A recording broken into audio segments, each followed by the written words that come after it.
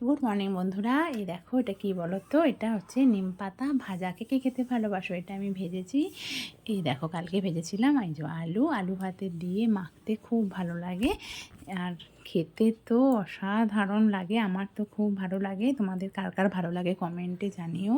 কিন্তু এই গরম ভাতে নিম পাতা আলু ভাতে এই দেখো রেডিও হয়ে গেছে।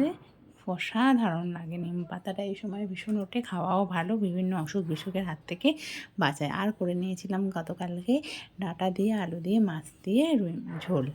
তারপরে বিকালে চলে গেছিলাম নাচের স্কুলে, যেহেতু রিহার্সাল আছে। এসে এই যে খিদে পেয়ে গেছে, কি খাচ্ছে দেখো, বার্গার কেক। এটা খেলে পেট ভরে।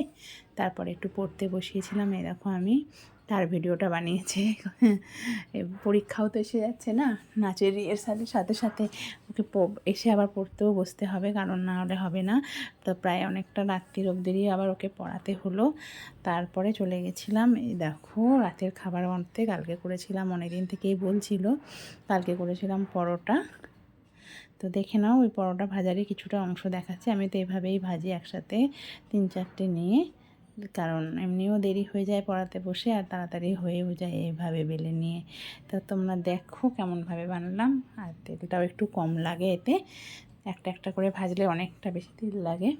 তো এইভাবে আর কে কে বানাও জানিও। আজকের মতন এইটুকুনি। আসি, টাটা।